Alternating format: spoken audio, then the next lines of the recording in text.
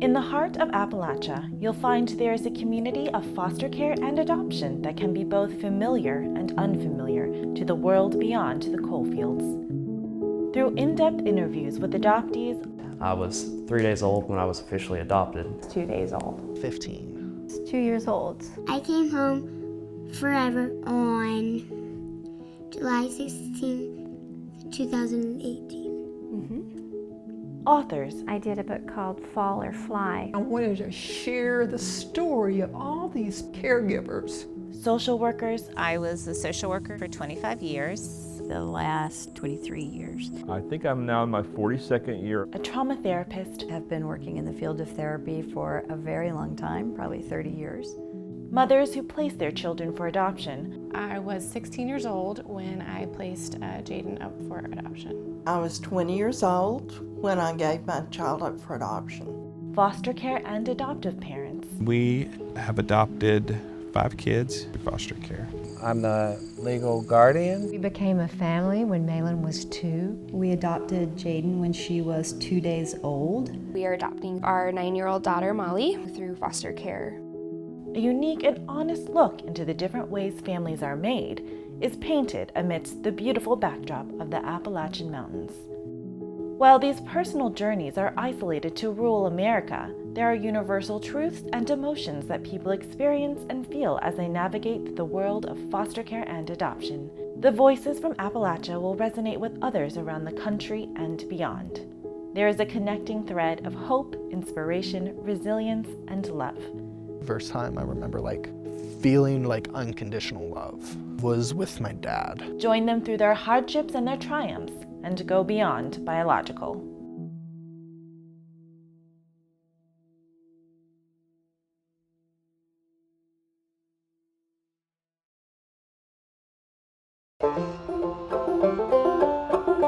A collection of voices from authors, foster children, foster parents, and social workers in Appalachia candidly share about how they found themselves in the world of foster care. From heartbreaking to heartwarming, from trauma to healing, these stories will open your minds and hearts.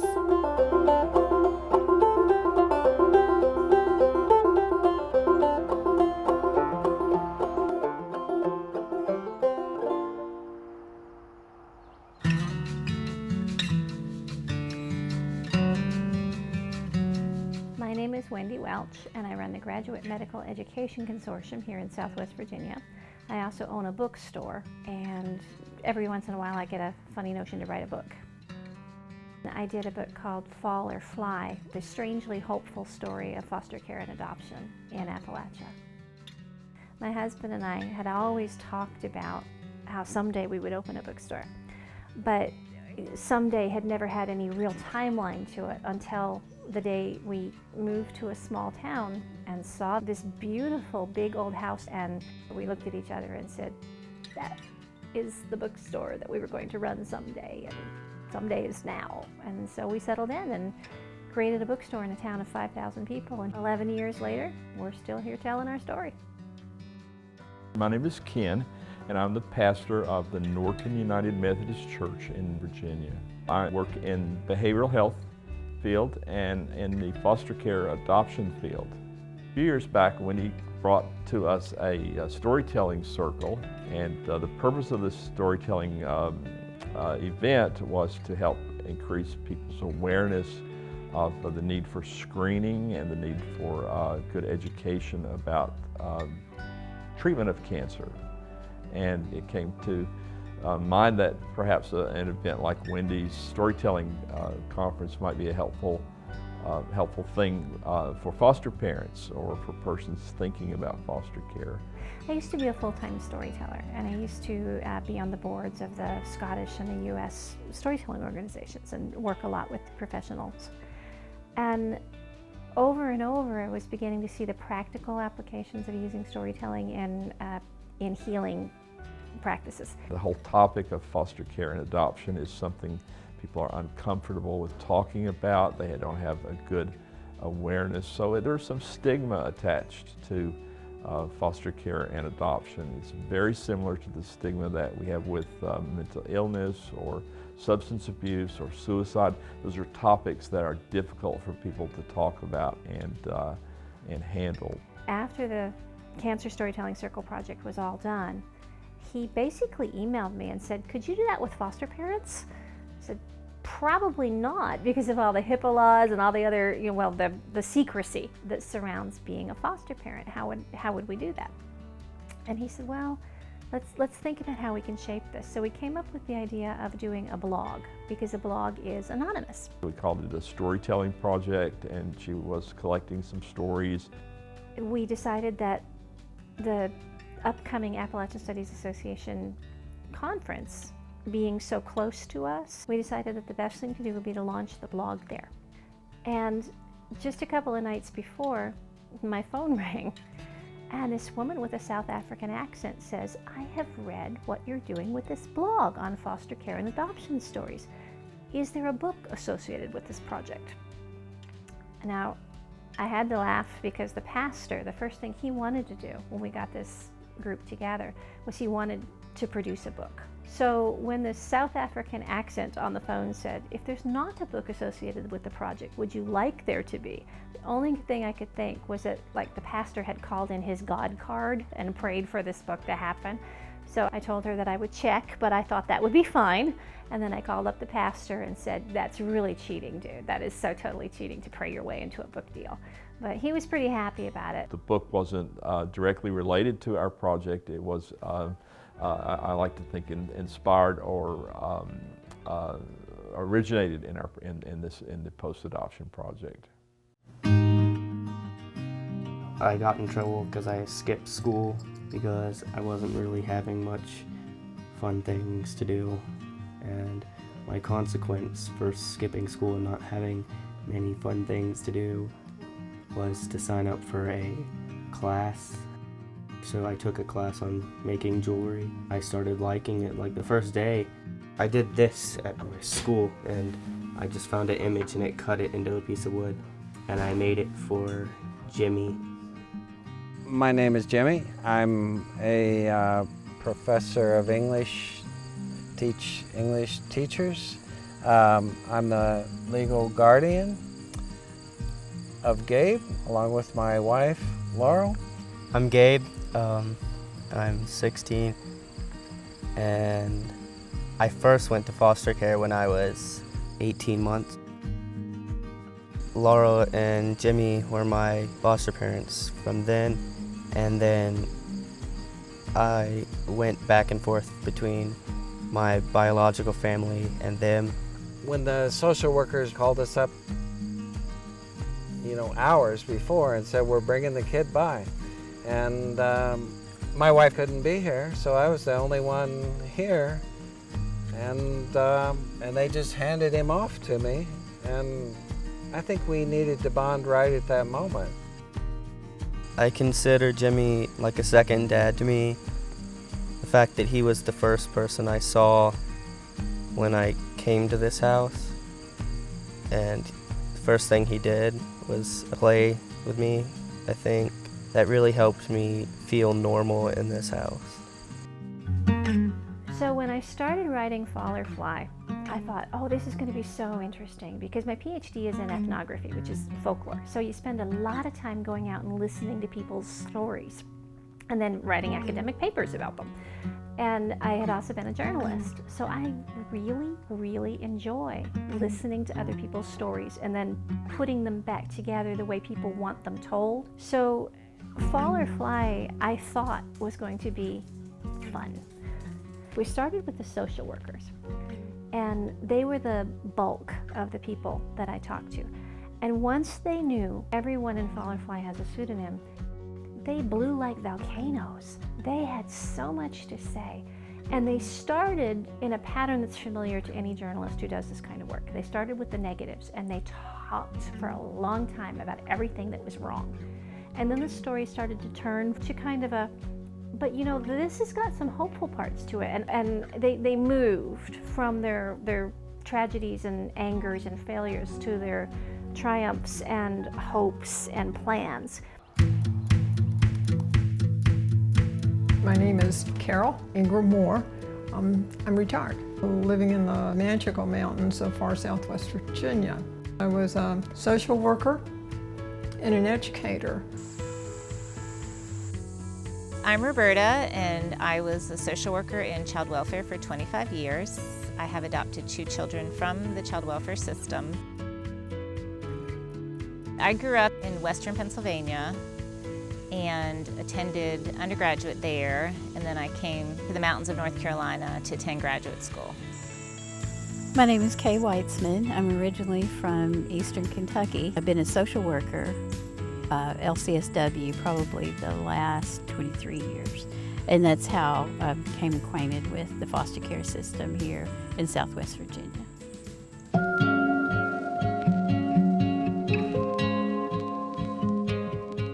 My name is Molly and I'm 9 years old.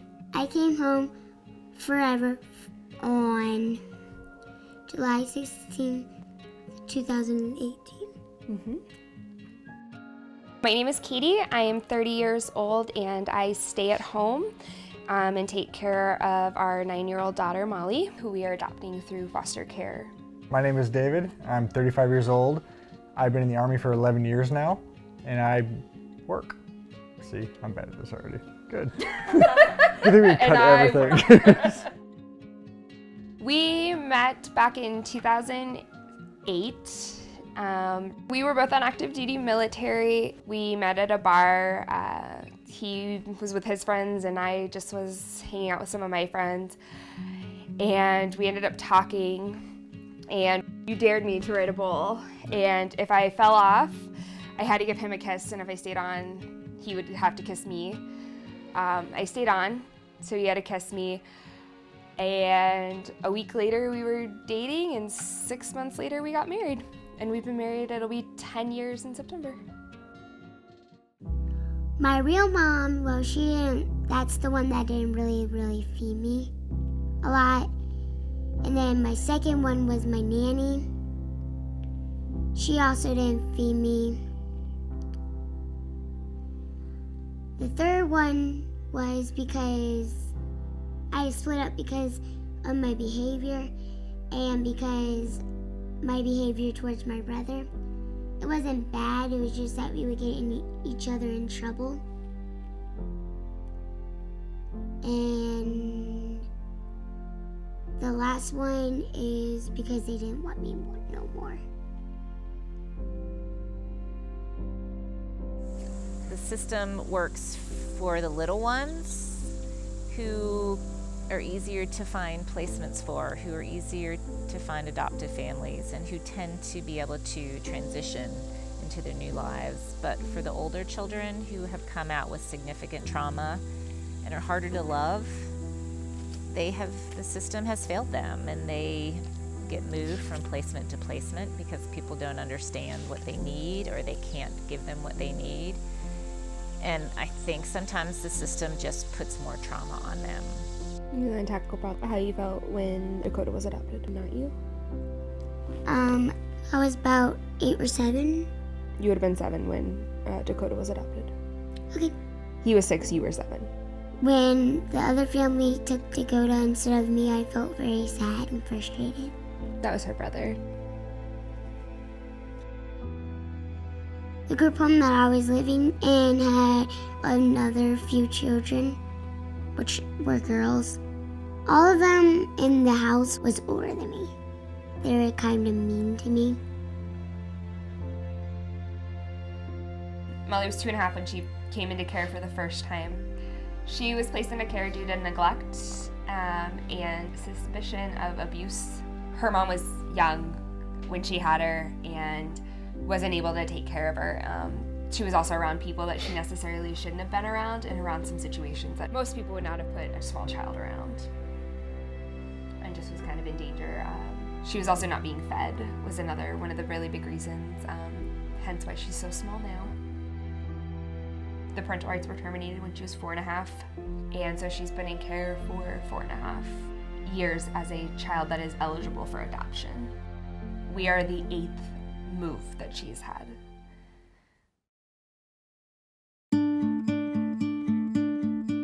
One of the earmarks of Central Appalachia is we're almost synonymous with being coal fields. One of the things we say around here is a soundbite when people ask us is, we don't discuss coal with anyone we don't go to church with, because it's such a hot topic right now.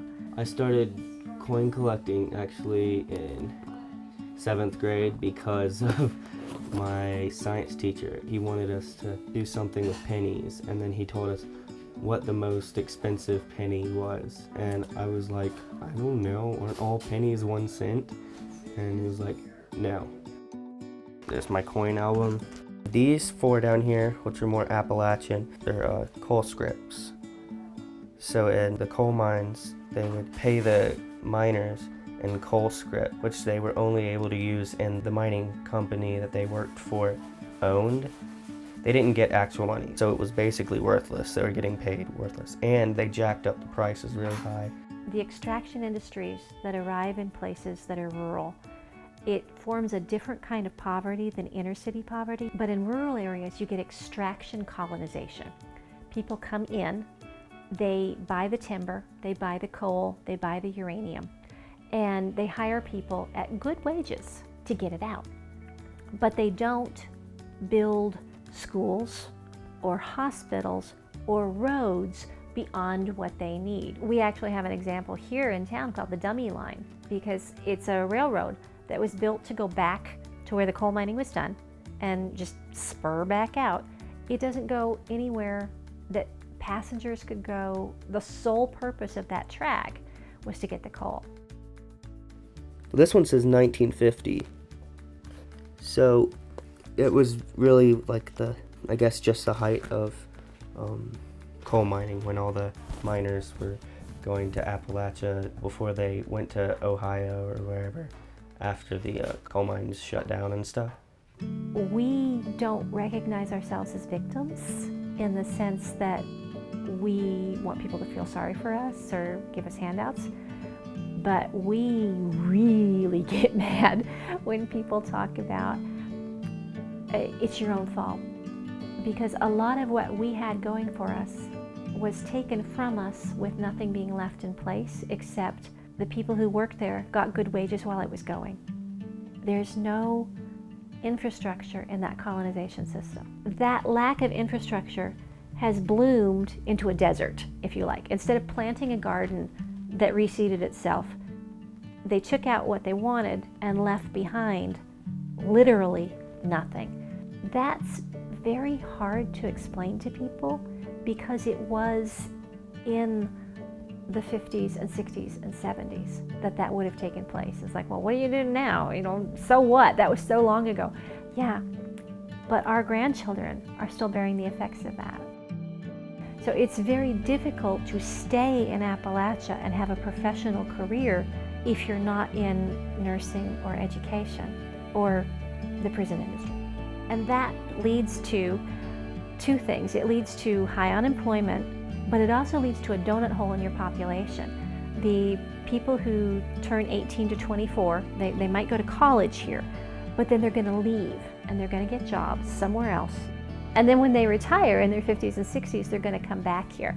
So you have a literal donut hole in the population from about 24 to 45. If you take your 24 to 45-year-olds out of your population, the depth of services you need to run your community are surprisingly shallow.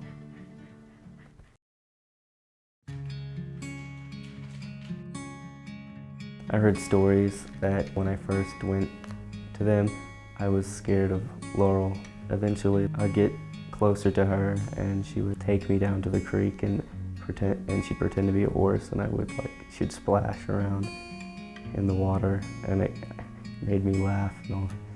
And I don't know, we became really close, and I would consider her like a second mom to me. Hi, my name is Zach. I'm 21 years old, and I was put into foster care when I was 11 or 12, and I was adopted when I was 15. Here you go, baby bear. Hi, my name's Joel, and I work at our local hospital as a histology technician. My name's David. I work in IT over at the local university here. And Dave and I have been together for going on 13 years, I believe. Is that right? Mm-hmm. So we have adopted 5 kids through foster care. And ages are 22, 21, 6, 4, and 2. Is that right? 23. 23, sorry. So. And we have 1 grandkid. Oh, we have a foster grandchild as well. Dave and I met at a local Pride event. 13 years ago? 13 years ago, yeah. Well, funny enough, I was actually there to meet somebody else. And then I think you introduced yourself to me first, yes, right? Yes, I did. Because I knew our mutual friend. So yeah. Chased him down a little bit. He was not convinced he didn't want to be with me, but I convinced him. So that wasn't what it was. He was emailing to the wrong email. On August 7th was our first date. That's right. I remember. No, you don't. No, you're not. But anyway, so that's one of our anniversaries besides when we got married. So what's that date? March 22nd. 21st, 22nd. I get them confused because we went to D.C. to get married. It wasn't legal in our state at the time, so it wasn't legal in D.C. And actually, on that very first date, we talked about wanting kids, what our thoughts were about wanting kids. And at that time, it was abstract. We didn't know how it would happen, what would happen, and here we are 13 years later, 5 kids, a grandchild, and couldn't be happier. Right now, I am a senior at a college in North Carolina, and I study psychology and social work in hopes to pursue a PhD in learning and conditioning. The reason I was removed from home is because my biological mother and biological brother both suffered from severe addiction. I remember the date, actually, April 27, 2009. She tried to commit suicide by overdosing and chugging it down with alcohol and stuff like that. Me, I was 11, and I called the police because I remember the exact occurrence. She asked me for the black phone instead of the white phone. We had 2 different landlines, so I gave her the black phone. I went back downstairs and I did that thing where you hit the talk button and then hit pound and you just listen to the conversation. Because I was nosy, I still am nosy.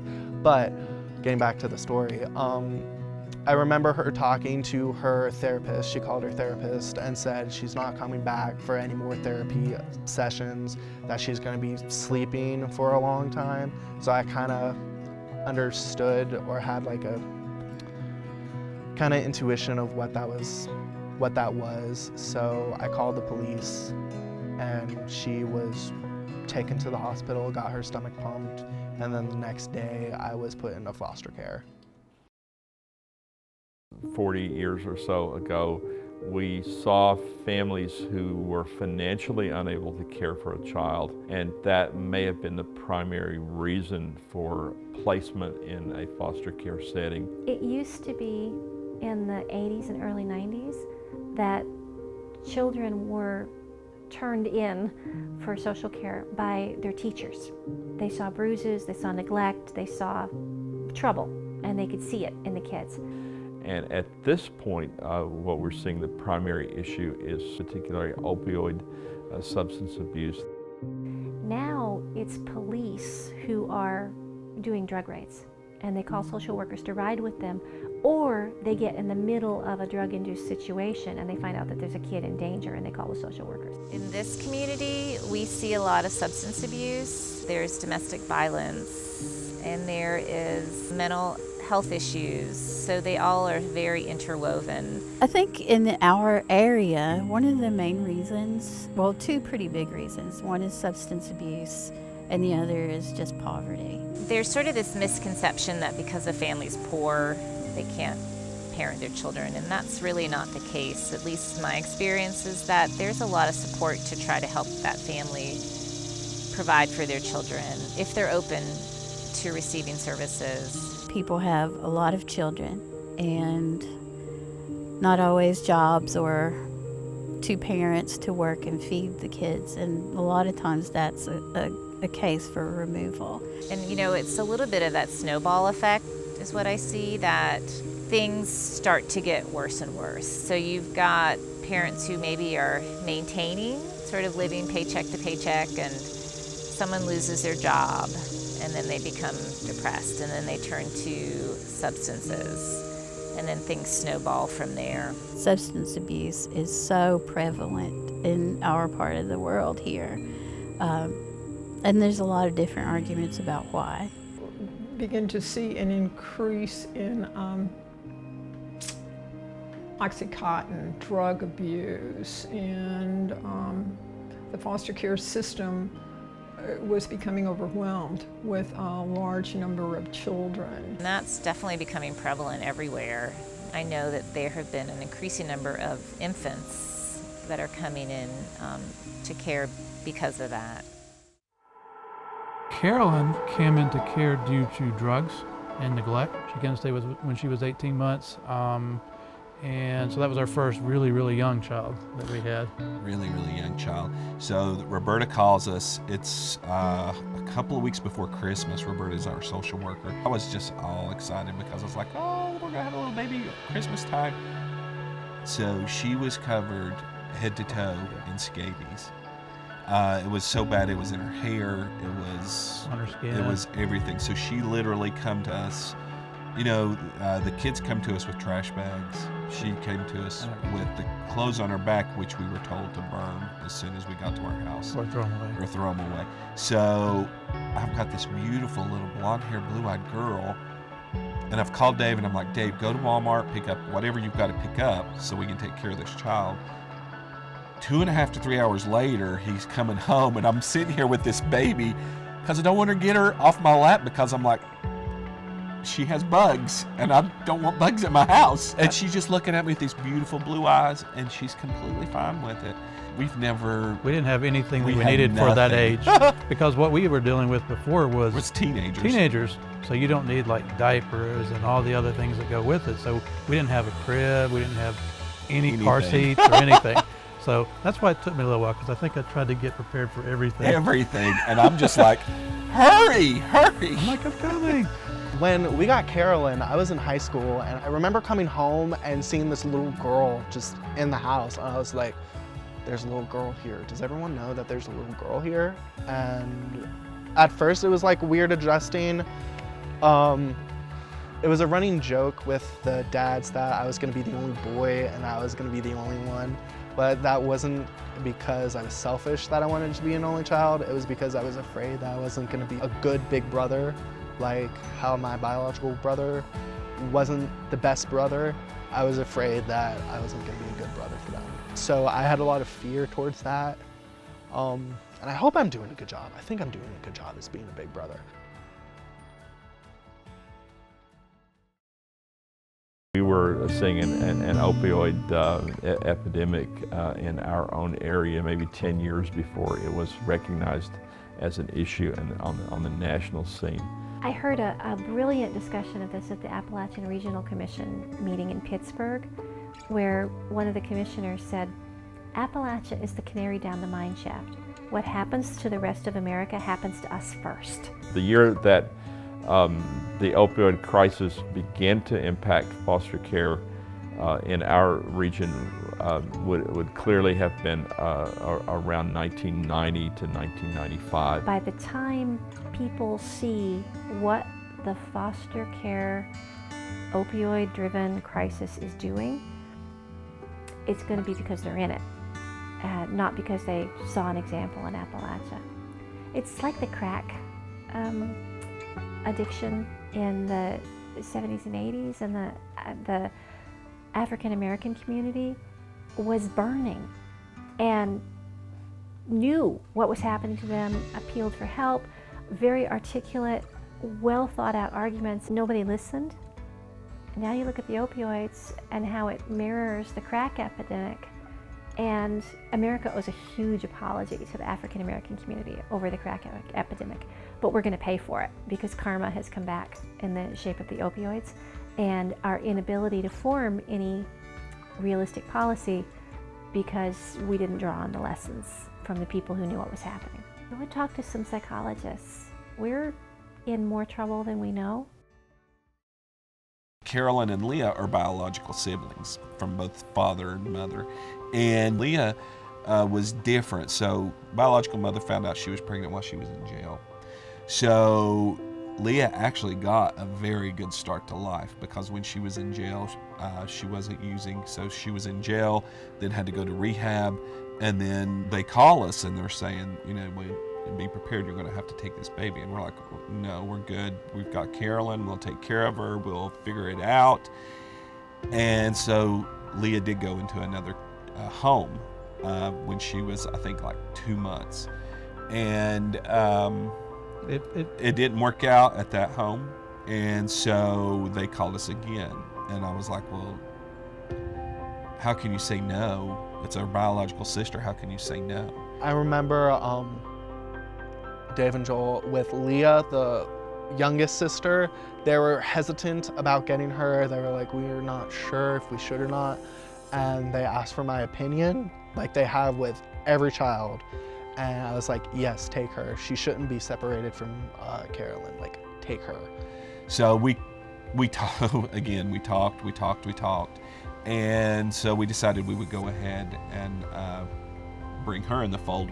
And originally why we didn't take Leah in at the very first time, we were kind of a little bit still learning with Carolyn and was a little bit overwhelmed still, just learning everything. And so we weren't sure that. Another one, we wanted to dedicate our time to Carolyn. She had her own problems and we wanted to make sure that she was taken care of. We were fine as a family of 4, everything was going great. June comes around and they say, we've got a little boy that needs a home.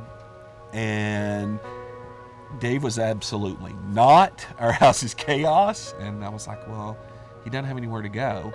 And so we talked with the social workers. And of course, you know, they call us and they say, we need an answer by 5 o'clock. They call you at 3. So we're talking amongst ourselves, doing all this stuff. And finally, I asked his social worker, I said, well, what does he look like? So she texted us a picture. And then Dave said, I'll go pick him up. No, I said I'd go look. You went and picked him up. Yeah. When they got Aiden, it was different because I had not interacted with he was like a baby. I had no idea how to interact with this like living chunk of like meat. And I was afraid, like with Carolyn and Leah, that I wasn't gonna be a good big brother. But I remember when they were like, he's being adopted, I was like, sweet, another child gets an awesome home. Like, I'm so thankful for the kid. His adoption was finalized very recently, and we're very thankful and happy to like welcome the little dude to the family.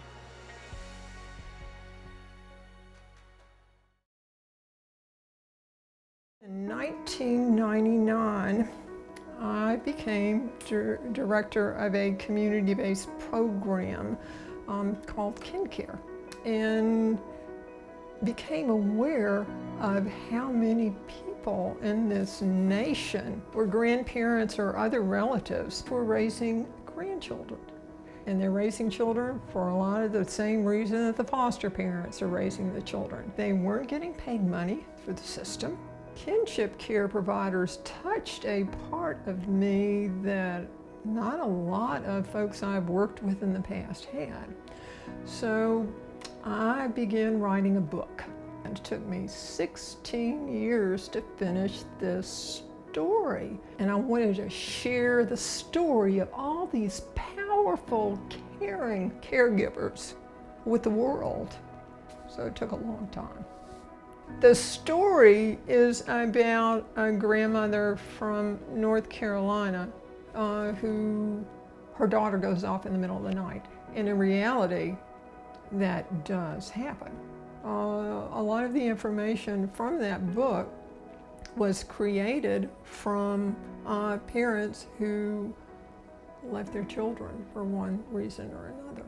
And then the children and the caregivers are left with all the emotionality that comes from what happened to the parent. My first foster family started out fantastic. They gave me everything like a kid needed, like their own bedroom, like school supplies, better clothing. I got to hang out with friends and stuff like that. I spent 2 years with my first foster family, and about halfway into it, towards the latter part, religion became a very, very significant thing in the family. It always has been, but around that part, it kept growing and growing. And before I was put into foster care, I didn't really know what religion was. I had heard it a couple of times. Biological family was never really religious, so I had no exposure to it. And ultimately, when they discovered that I'm gay, found out through like the internet, they were not supportive of it at all. They did what they could to reform me. They took me to several churches, tried to pray the gay away, and America should know praying the gay away does not work. So I was taken to several churches, and I was taken to counseling, therapy sessions, and the latter part was just not safe for me because word got out that I was gay, everyone found out at school. It was a mess. Everyone looked at me differently because I'm gay, and ultimately tension just got so high that I was put into respiratory care, and respiratory care is when the foster child is removed for an allotted period of time for like a vacation or something that the foster parents can go on. And I remember the foster family that I was put with was not my dad's, it was actually a different family. And I remember loving them so much and them being supportive, even of the fact that I was gay, that I was like, I want to live here. And things did not work out with them, and that's perfectly okay. I don't remember the reason why it didn't work out. I just remember that there was some like legality that was weird. And then my social worker knew about Dave and Joel, my parents, and he was like, perfect match. We're putting him here. And that's how I ended up with Dave and Joel.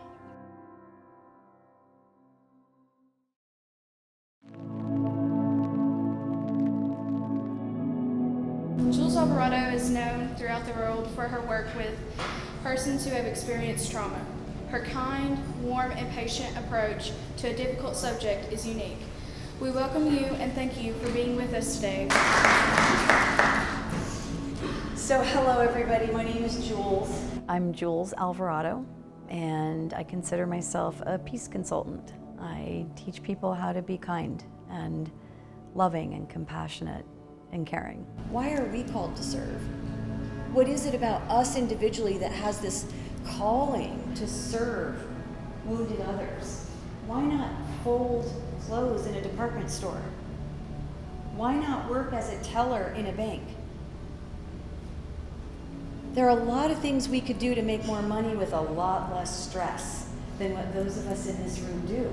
So there's something about serving the needs of humanity that I believe you and I are called to do. I'm trained as a trauma therapist and have been working in the field of therapy for a very long time, probably 30 years. I'm a foster mom, an adoptive mom, mother of 4 biological kids, and doing my best to leave a footprint of love in this world. I would invite each of you for just a minute to ask yourself right now, what is your purpose? What is the purpose that you do what you do? Because when we can't answer that, we don't have a direction. If we're not clear about what the purpose is, moving toward a moving target just takes our life and does this with it. When we know what our purpose is and we're clear about that, we move toward that.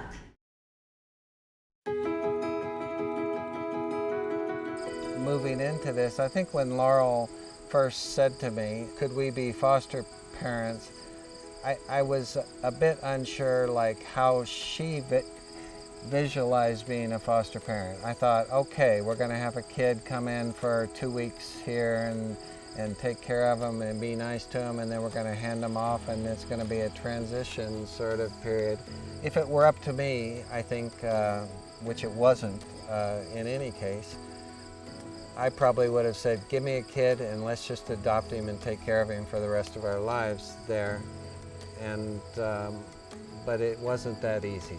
And to tell you the truth, I wanted my wife to be happy, and I really just loved her and wanted to be with her, but part of me wanted to have another kid around. I also have like a son who is 27, and so I was not averse to doing the foster parenting. I think people foster for a variety of reasons. They want to give back to the community. They feel like they have something to give to a child. When you talk to foster parents, they tend to fall into 4 categories. The first is people who are unable to conceive, so they get in, they adopt, they get out. The second is people you might call empty nesters, people who have raised their children and they want to do it again. The third group is people who have been foster kids. So they've been on the dark side, they know what it's like, they want to help. And the fourth one is people who are expecting some sort of payoff. That can range from having a child who will love you, to a paycheck, to darker things that take up a lot of bandwidth in people's minds. About 25 years ago, I had been working in the field of therapy for about 10 years, and I was offered a position in child welfare working in this system called foster care, which I knew nothing about, and I had no interest in entering it. It was easier to not be reminded about what some people do to our children. But I was offered a phenomenal position and decided to give it a shot. And within about the first few years, I decided that instead of just working with these children, instead of seeing these children and their families, I needed to become a foster parent to really understand it. My ex-husband at the time was a pediatrician, and I was a developmental specialist, and so we thought, we've got this thing down. We'll do foster, we know how to do this. Wrong, way wrong. Was I prepared to be a foster parent? I think I was fairly prepared to be a parent, but to be a foster parent, knowing that there was like a legal component to it, was not always easy for me. I think I felt more and more prepared as we went along. I never really dreamed that the first kid that we got, we would still like be intimately connected with like 16 years later. I have a daughter who lives in Colorado, and she has a daughter who is 16. She was pregnant, unwed mother, and we helped her care for her child. She's the most fantastic mother you ever want to meet. She has one son. She's married. Her husband's a nurse, and she's imminently ready to have another child. And she works in early childhood. If you think your own children have a special place in your heart, grandchildren, oh my goodness. They light up a room when they come in. They light up our room. They light up our lives when they come in. So, and I think that's another reason with the grandparents raising grandchildren. I know what it means to be a grandparent and to be responsible for the care of your children.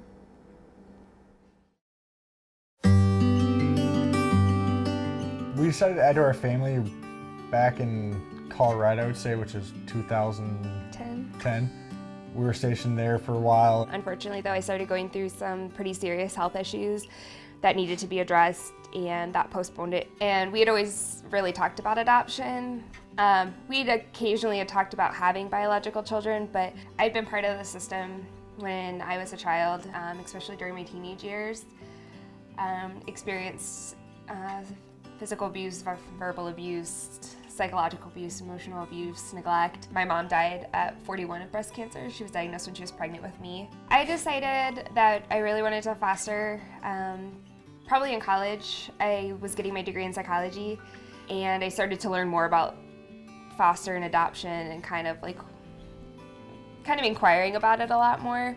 I don't know, it just felt like a natural thing for us to for me to kind of go back and be able to help another child get out of that situation and to have safety and to have those things that I didn't get to have as a child. And we've had told we're moving to Virginia. That's when we said we're actually going to make this happen now because everything was good to go. And then as soon as we got here, we got settled in. A few months later, started the process.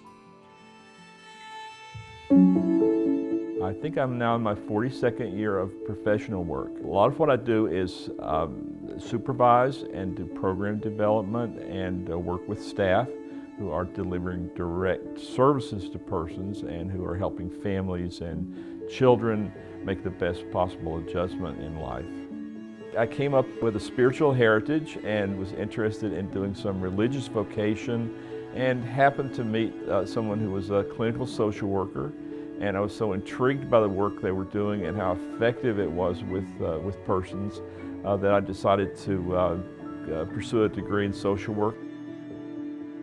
More and more, I didn't really feel a need to have my own child. I have tons of nieces and nephews, and so I was more about an older child and someone who needed a good family to be in, and there's tons of kids out there that need to be adopted, and so it kind of pushed me a little bit easier that way. We are actually the third largest provider of foster care in Virginia by population, which is very scary to think about. And we actually learned that in our first class, and it was very hard to hear. And so I think that kind of drove us even more to want to do it.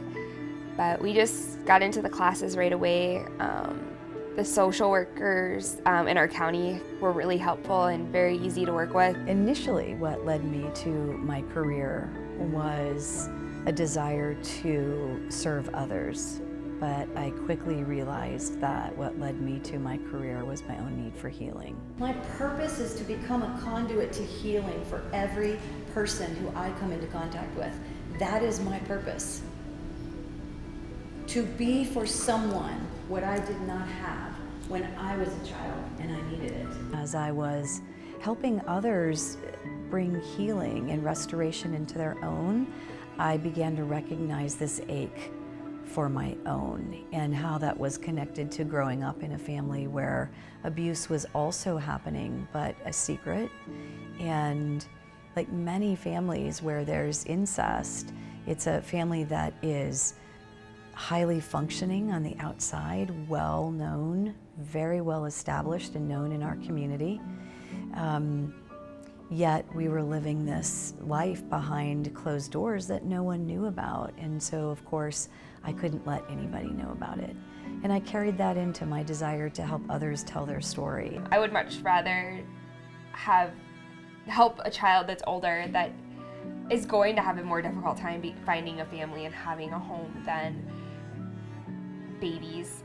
Even around here, what's been crazy is a sibling set of a 1 and a 3-year-old will come in, and people who want babies will say no to them, which I find crazy. I'm like, they're 1 and they're 3, like they're babies. We see many families, many adoptive parents in our practice who adopted at birth because they were told and they believe that children who are adopted at birth don't suffer the trauma that many of our other children in the system suffer. Unfortunately, what they've not been told is that trauma can absolutely happen for a child prior to birth. One of the important pieces of information that we've learned from recent research in neuroscience is the impact of trauma to children in utero. Babies experience psychological and auditory processing in about the 6th month of pregnancy. So whatever biological mom is experiencing, that baby is experiencing. If mom is experiencing trauma, domestic violence, poverty, addiction, if she lives in a country where there's war and is surrounded by fear, the biochemical impact to mom's trauma and stress is delivered directly to the baby. So babies are absolutely born traumatized. They're born with brains that are not optimally functioning. They're born with brains that are already in the stress response mode. Unfortunately, sometimes this experience becomes suppressed and children don't act out this trauma that's happened in utero until they hit certain other developmental stages. So for example, we see families, parents in our practice with children at the age of 5 or 6, and then again between 10, 11, and 12, and then again between about 15 and 18, and then once that frontal cortex really starts to close in at about the age of 25, those tend to be the developmental phases where children who have had trauma at birth begin to express and manifest that trauma. Saying to a parent, has your child ever had trauma? And they say, no, we adopted our child at birth, becomes a conversation about how trauma can impact the developing brain prior to birth. And that's scary for parents because many times they've made their decision on who to adopt based on the fact that they can adopt a child at birth so that there's no known trauma. So again, I think it's not only a misnomer, but I think it's a failure of our system that we are not training parents who are adopting children at birth to the possibility of trauma even at birth or immediately after birth for their adopted children.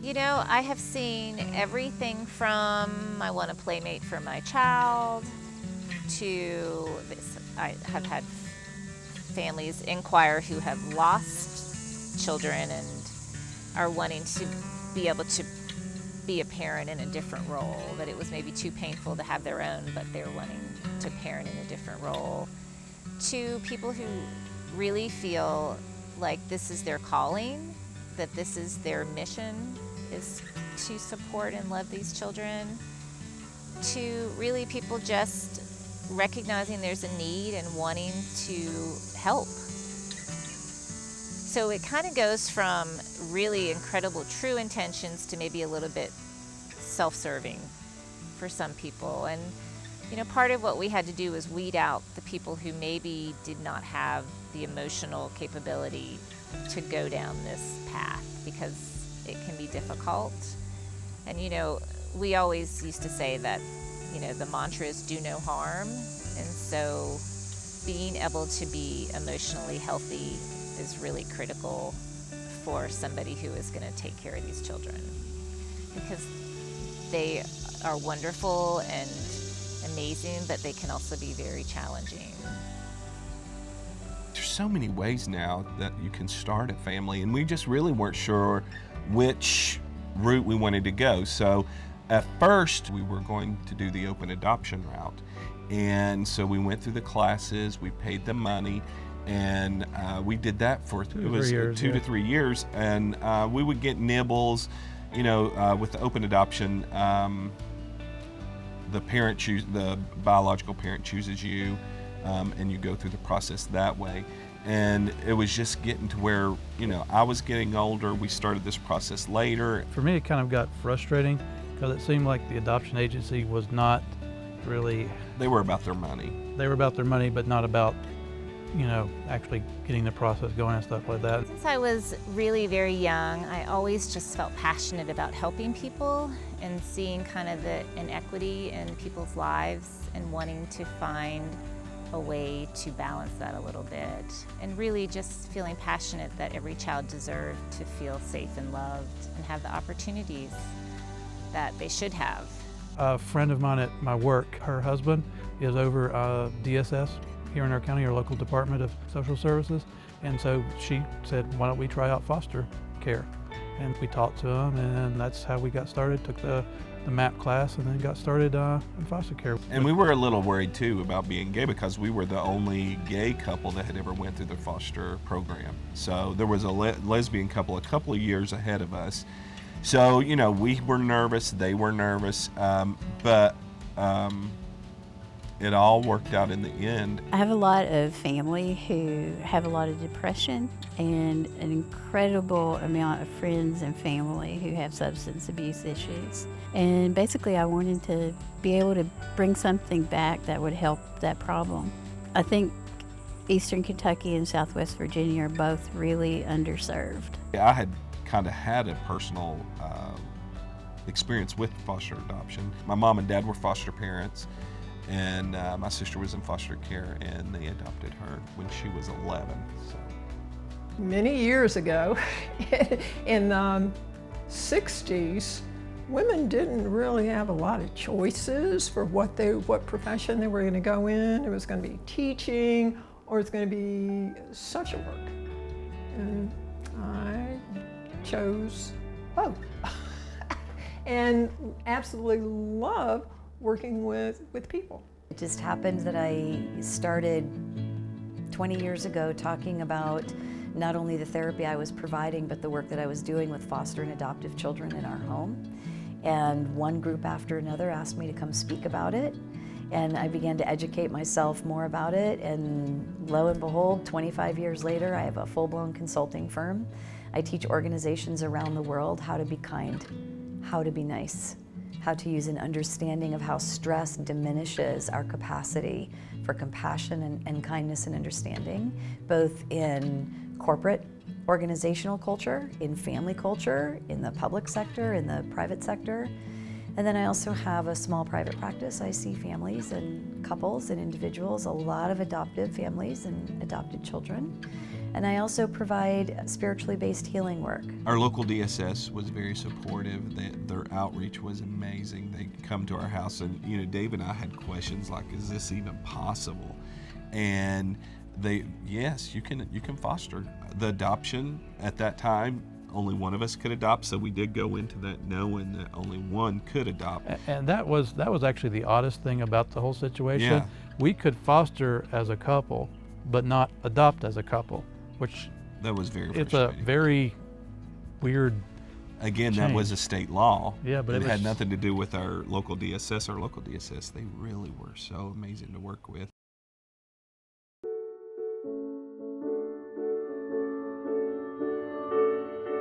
So probably like many other families who come down this road, that we went through some infertility for several years, which was really painful and challenging.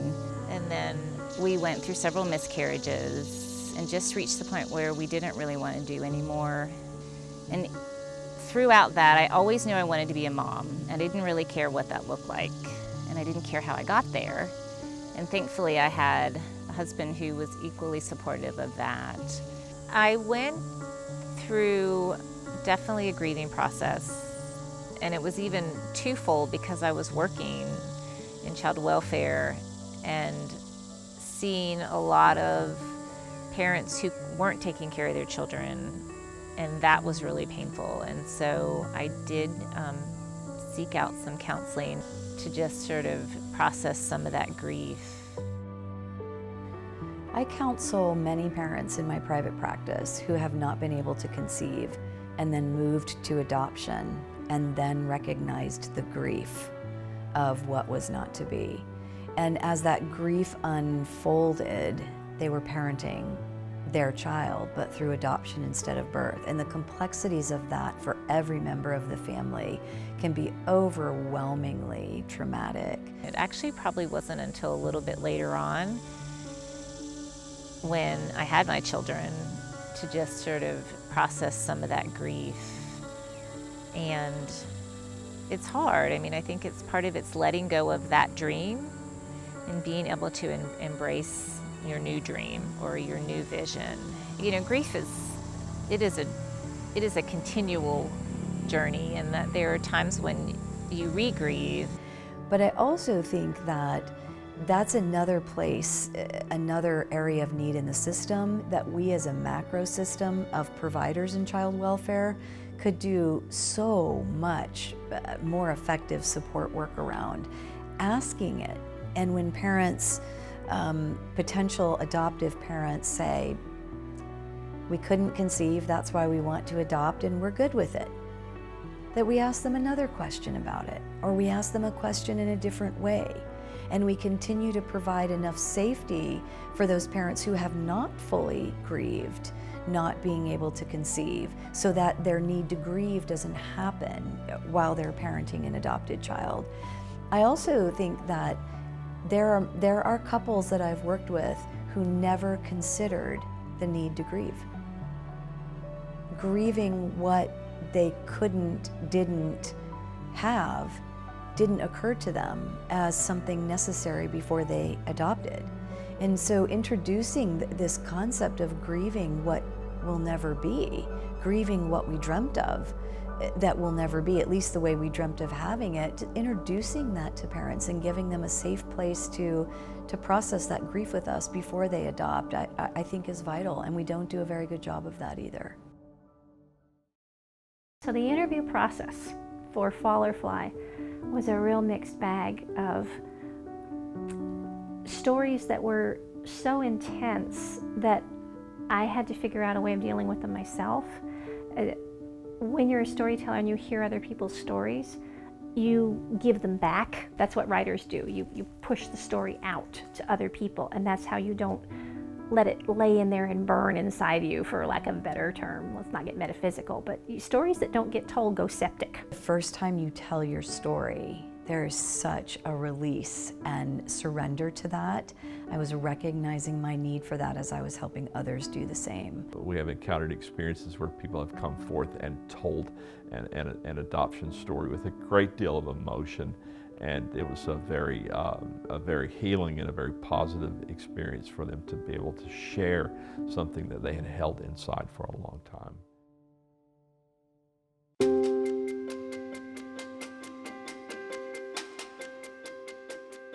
A mixture of voices from Appalachia come together to shed light on the world of private adoption. From domestic to international, from closed to open, there are a variety of reasons and ways that families are created.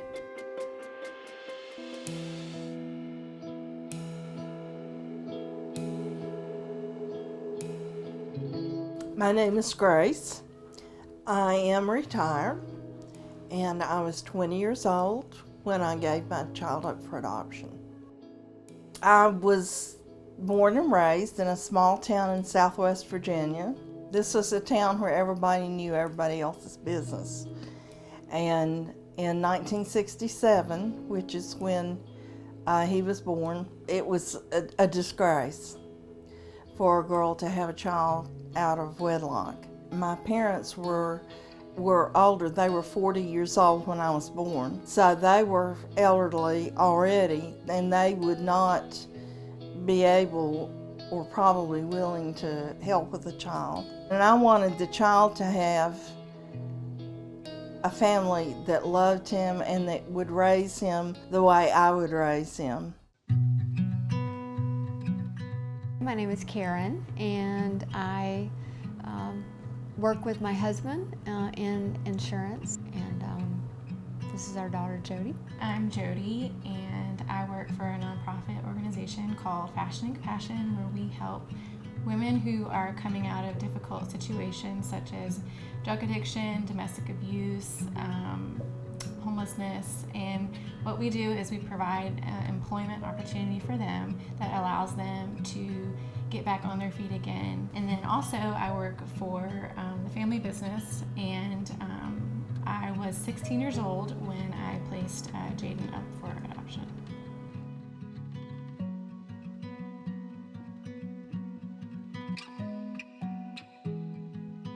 My name is Jaden, and I'm 14, and I was adopted when I was 2 days old. I was given up for adoption because my mom, she had a baby when she was really young, and she just couldn't take care of me. It was too hard for her, which I understand, and so she decided to let another family take care of me, and that's where I am now.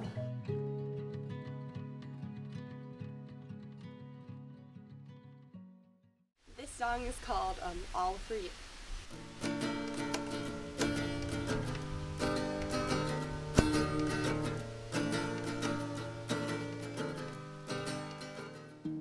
name is Alicia, and I am a sign language interpreter, and I also teach sign language at a university. And I'm Jim, and I have a small business, landscaping and lawn maintenance, and a little bit of art making in the winter. we adopted Jaden when she was 2 days old, but we did know her in utero. We met her mom and her birth mom's parents when she was in the womb. We all met and instantly liked each other.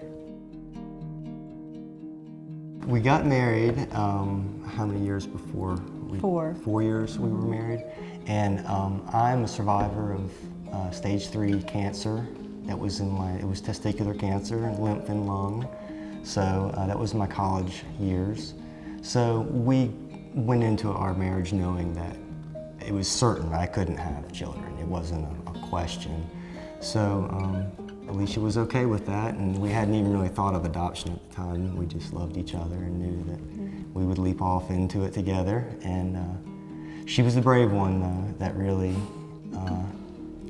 engaged the process and got us going.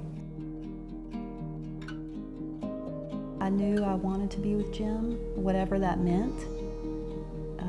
I did have a little mommy tug as I got older, but I never felt sad that I wasn't pregnant or that I didn't give birth or none of that. I was so thrilled to just be a mom and have a kid, and I knew that Jaden was the perfect child for me. She was the one. And we never did, no miscarriages, no in vitro, none of that. We didn't have to go through any of that. We just picked a path and went down it. Yeah. For me personally, I didn't have I was just glad to be alive after my ordeal. So I was just celebrating life and not grieving, the inability to have a child at the time. I was so young. I was 21 at the time, so I was ready to just get back in the saddle and, go get life. But in hindsight, God's plan is perfect because, Jaden is the perfect daughter for me, perfect child. Jim went to school here and stayed, and I just moved here because I love it.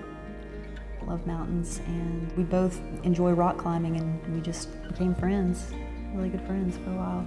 It led to other things. Jim told me one time he was never going to get married. We were in the car together. Yeah, we were in the car together and driving on the parkway, and he was like, "Yeah, I'm never getting married." I said, "Okay." We were in our first little house close by, and I had just been scheming for a while, and we had a little ring in our family that was my grandmother's, and I asked Mom for that, and that sent off the bells, and it was pretty humble, just on me in the kitchen. Yeah. He said, "Do you like this house?" I said, "Yeah." He said, "Could you live here?" I said, "Yeah." And then he said, "Well, I want to get married." In the kitchen. Yeah. I said yes, of course.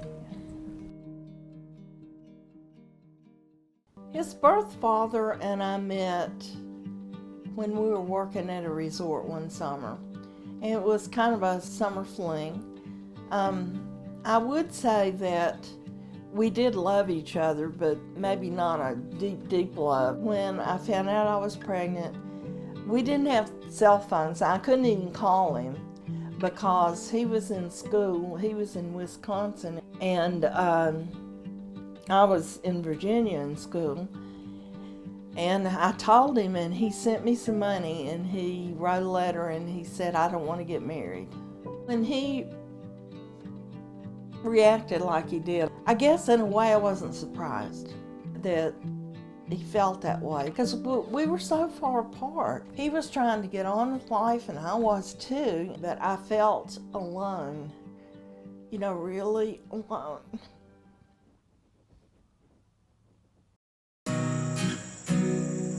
My name is Marla. I'm an English professor. We have 3 children. They're grown now. We are obviously a non-traditional family. Oh yes, non-traditional. Especially for this area. and I was artificially inseminated. We got married about 3 years ago, once it became legal to be married in Virginia. And, 2 years ago. And Kay adopted the children at that point. My name is Malin. I'm 16 years old, and I was adopted from China when I was 2 years old. My mother told me that I had been found on, this could be my mind making this up because it seems a little bit fictitious in retrospect, but found me on the doorstep with a note that said, "Please take care of this baby." My name is Liz, and I'm retired. I've been on the faculty of a music department for about 20 years and retired 2 years ago. We became a family when Malin was 2, and that was in August of 2003. It was in December of 2001, and a friend of mine had just adopted a child, and I thought, how brave and what a great thing to do to make a family this way.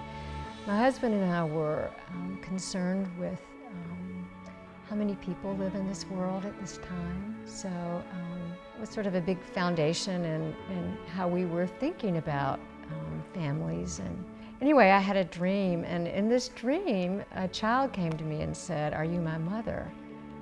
I said, "Yes."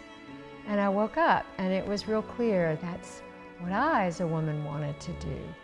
And I knew it was the right time. We got married a little older, so after about 4 years, my biological clock was kicking in. And I thought, if we're going to do anything, we should start now, because adoption is a process. It takes a while. Mm-hmm. When you apply to adopt, they give you a weird piece of paper where you check all the things you're okay with and all the things you're not okay with. And that was one of the toughest parts for us in the adoption process, to just be really real with ourselves about what we could handle and what we couldn't, and our family. And we were so okay with any color skin. We had no problem with any of that. We tried to be real about other disabilities or things that we thought we could or couldn't handle, but we thought the color of the skin is no effect at all on us, we just had no problem with that. And our families didn't really either. They were completely supportive. Jaden actually has a biracial cousin too. My half-sister has a biracial child, so the exact same age, so that worked out pretty cool. Doug was 51 at that time, and he wasn't sure that that's what he was interested in. So we got a great therapist and worked together, a wonderful person, and after some months we decided that that was what we would do, and we were in, and once we were in, we were in. Doug and I decided to go the international adoption route because we were older at the time. And domestic adoptions had a lot of regulations around age. Combined ages was really interesting. We didn't think we were probably a candidate for the domestic adoption programs here. We talked a little bit about adoption, didn't we? We did. But I don't think that we would have been allowed to adopt as a gay couple. Right. The rules are different. Of course, they're different now than they were a couple of years ago, but at the time, because this was we had our first child in 2000, not very open to a gay couple adopting. And especially, even if it was allowed in this area, I think they would have found a way to not allow us to adopt. It's, a pretty homophobic area. So I don't think, that would have been an option for us, even though it's obviously a really good option. I feel like we created a loving home for the 3 kids we had, but nobody had to give us permission to do what we did. And so it was definitely an easier option. I went to this doctor and I said, I'd like to be artificially inseminated, and she said, "Why?" And Kay was in the room. I'm and sitting there and I'm thinking, like, what's the question? And I said, well, because she's my partner. And she said, okay. And, you know. No harm, no foul. Right. I mean, she was totally okay with that, Right. which was really nice. I did have some fears. I was 45 when we became a family. My husband was 54, so I was an older mother. I wasn't sure how that would play out or what that would mean to Malin. I had never been with babies. I had always been with younger children and worked clinically as a music therapist with young children 3 and up. But I had never been around babies, so wasn't sure how I would do with that. Even changing a diaper, I had to sit here on the floor and practice over and over. I didn't know if we would attach, what that would be like. I felt some concern around that. The most familiar story to me about parenthood was a biological child, but this was not familiar, so it was an unknown. I wouldn't call it fearful. It was just an unknown. My first reaction was, how am I going to tell my parents? And that was the hardest thing that I ever did, was to tell my parents that I was pregnant. At one point when I was younger, my father made the remark, someone in town we'd heard had had an abortion, and my dad had said, well, if that ever happens to you, don't even come home. So you can imagine how I felt about telling them. But I knew that my dad was not going to turn his back on me. I was too much of a daddy's girl. And I called them on the phone. They came right away. They came to school where I was. I was in school. And the one thing that sticks out in my mind is the look on my mother's face. Like, I hate you, I love you. And I'll never forget the way she looked. But my parents were supportive. And we decided that I would I had a cousin in Michigan who was a social worker, and we knew she would know all the people, you know, she would find out what to do anyway if she didn't know. We met through a mutual friend. She was a very good friend of Kay's and someone I knew just a little bit, and she thought we would like each other. We lived in the same town and had never encountered Right. each other. Yeah, Which I mean, is that's kind of unheard of. Really small. But you weren't associated with the college, really, so. No, I wasn't. That's probably why we didn't meet, because those are really the only people I knew at that point. I actually had a patient from Appalachia, which is a community it's that way, and it's about 7 miles from here. And she said, do you know that lesbian couple that have that pig they raise like a baby? That was us. That was us. We did have a pig. We didn't raise it like a baby, but it was in the house. She had her own room. She did. She had her little Fisher-Price toys. Yeah, maybe like a baby. I don't know. Not really, but pretty close. But anyway, I said, no, I don't know them, because I knew she would never come back to get therapy if I was the lesbian with the pig baby. So that's kind of opened my eyes to how much fun we were going to have being here and being a lesbian couple.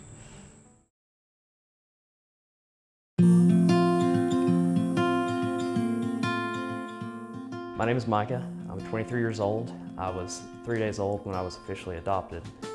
I'm from Southwest Virginia, and I'm a first-year law student. The only thing I know about my biological parents is that my mother was 16 and my father had left like as soon as he found out.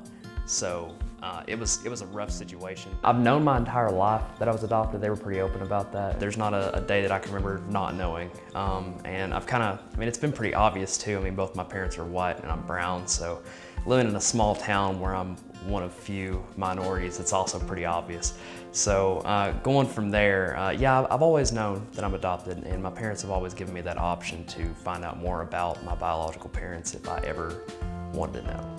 There's a lot unknown, obviously, about the reasons why I was placed in an orphanage. But honestly, I don't know if the reasons are that important, you know. I think it would be interesting if I could find out, but I don't think that it's really a pressing concern of mine. There was a note that the orphanage director gave us that said was attached to her, although we never saw the actual note. He transcribed it as, her name was Ping Xiao. Ping Xiao is 2 weeks old, and that's about all it said. She was dropped off at a police station with a note. There was nothing really to identify her to a biological family. However, I left a note with the nanny and asked her to keep it at the orphanage that said, "My name is Liz Rose. This is our address. This is our contact information. If anybody ever wanted to get in touch with Malin, we would potentially be open to that." So I thought if anybody ever showed up later, I wanted some record, and I wasn't sure what the Chinese records would be in terms of us or accessibility. So there was something in me that wanted to leave something behind in case an opportunity arose that would be helpful in the future. It took me about 3 months to actually admit to myself that I was pregnant.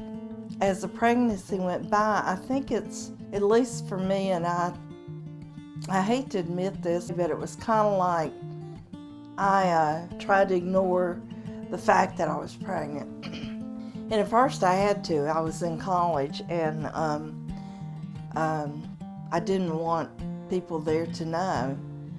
And then after I told my parents, and we started talking about what to do, and that's when it became real. And I realized that I did have a human being inside my body. His parents actually gave us a reference for a private agency, and it was the first and only one that we went to. We had a couple other false alarms with 2 other moms that didn't work out, and that was hard. They were both unsure. One, we never even met the mom. She never showed up. That one was hard because it was the first one, our first experience, and we were so anxious, and then she just didn't show, so it was kind of a crash. The second time we met a mother, and then she just kind of didn't choose us. But then three's charm, and it all just fell into place so easily. We knew it was all right because it was all happening very easily for us. I think it was not even a year, a full year, from when we started the process to when we brought Jaden home. The facility where I was, I really never felt comfortable there. Really, it was a home for unwed mothers. But I felt like the staff there treated us like sinners. I just was not comfortable there. Fortunately, again, I was only there 1 week. I felt that God was protecting me from having to be there for very long. And when I left there, the nurses said, "Well, I hope we won't see you here again." And I'm going, "Well, don't worry."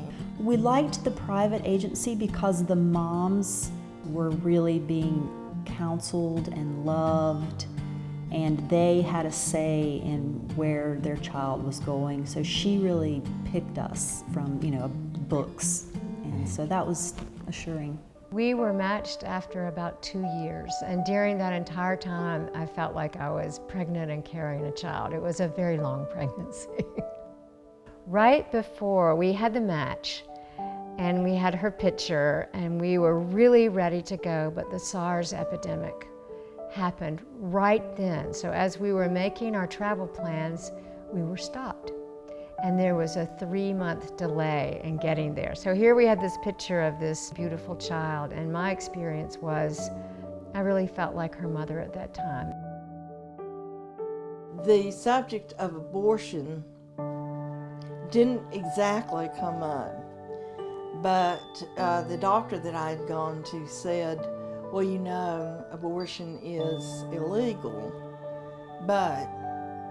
and I didn't let her go any further. I said, "No, I can't." I can't do that. I can't do it.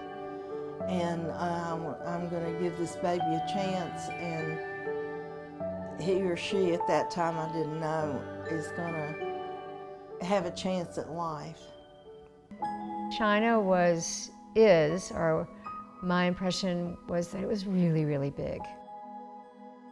We weren't prepared, and I'm not a traveler. I don't travel a lot, have not traveled a lot internationally. Doug hasn't, some. And so navigating the crowds and just the presence of so many people was different. We stayed in a comfortable hotel near Hangzhou when we arrived. It was 107. And they turned the air conditioner off about 2 in the morning and flipped it back on about 6. So there were some hot nights, but we managed that fine. The day that the babies were brought to the hotel, we did not go to the orphanage. It was kind of unexpected. They were like maybe 4 or 5 hours early, and the phone call, we were out buying a carriage, and the phone call came and said, the babies are here, come right now.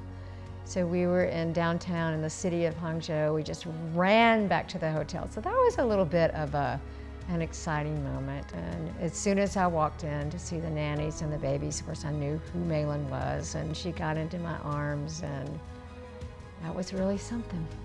It was a great moment.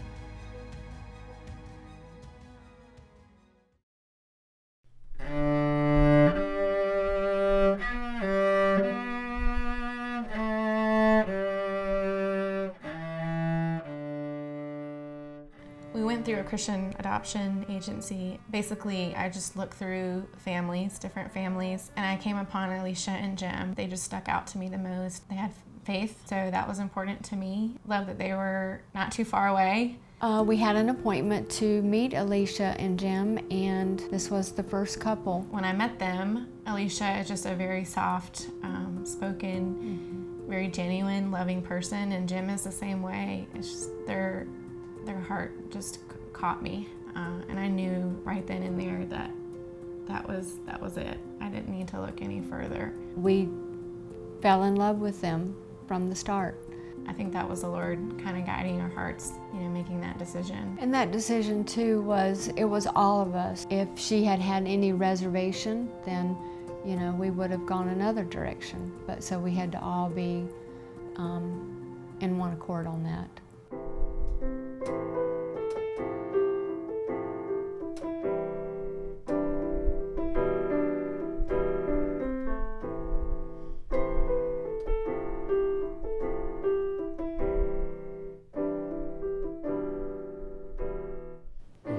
It was in the adoption services, like in their office, basically, under fluorescent lights and a couch, and it's kind of, you're just sitting there, and all of a sudden they walk in with your baby, and it's just like, it's pretty surreal, really. And they laid her in our arms, and we just sat just like we are now and just stared at her for a long time, and she stared at us. And yeah, she looked right up at us with these big brown eyes, like, there you guys are, hey.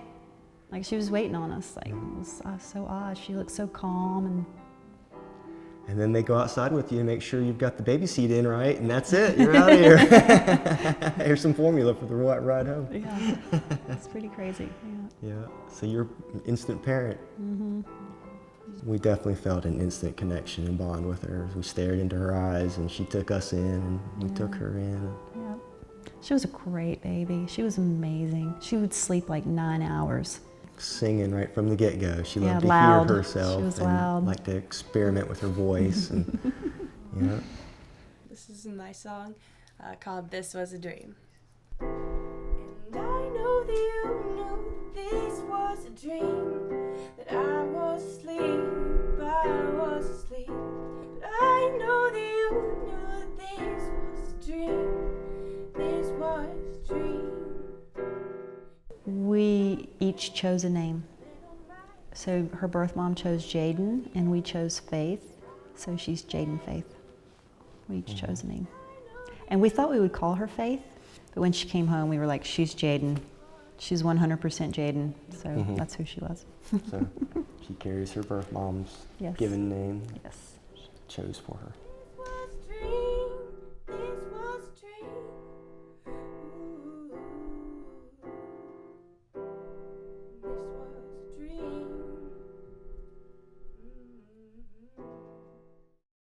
My parents were in Virginia. My cousin was in Michigan, but of course when I had him, because I had him so fast, there wasn't anybody there with me when he was born.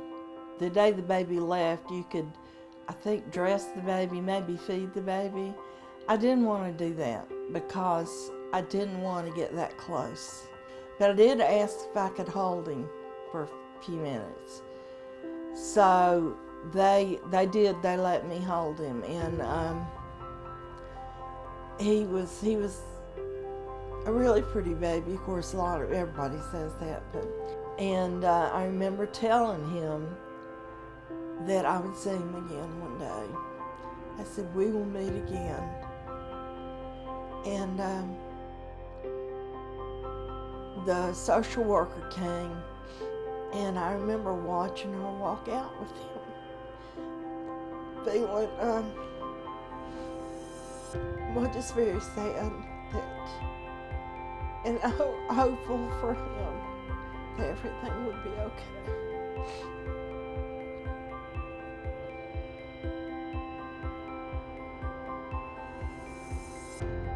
I think the reason my parents adopted was, I don't think they had tried, and I don't know if they were successful, but my dad was working, doing his residency in Charleston, West Virginia, and he was there the day I was born, actually, and then he found out I was going to be up for adoption.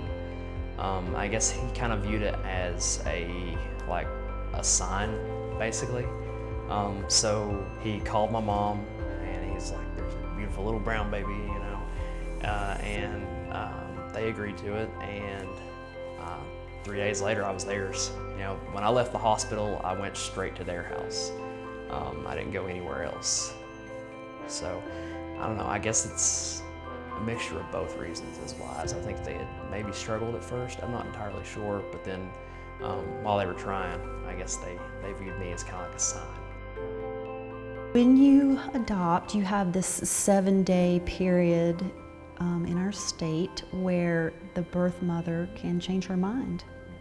And you can opt to put the child in like a foster care for those 7 days if you don't want to totally bond and something could happen, or you can bring the child home, and if they decide, you have to be willing. So we were like, of course we want to bring her home. We want her instantly, no matter what.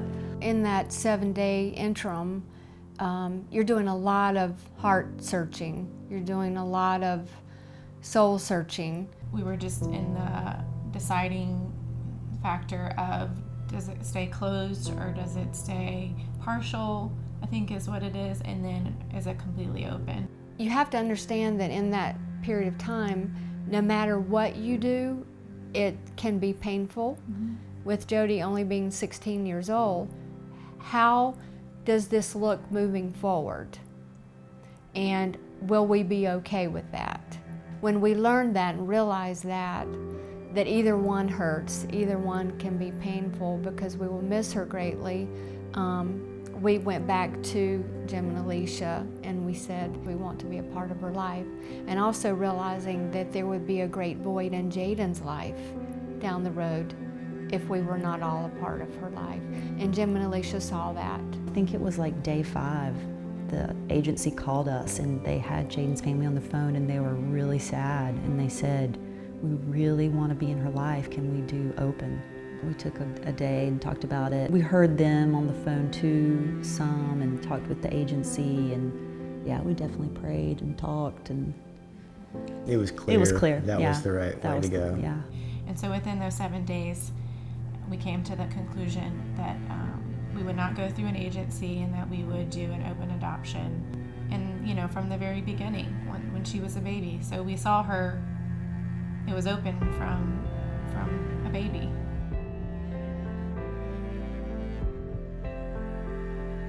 Adoption is both joy and grief, for it is when a family is separated so another can be made. There are many different factors that lead to the same choice, to place or to adopt.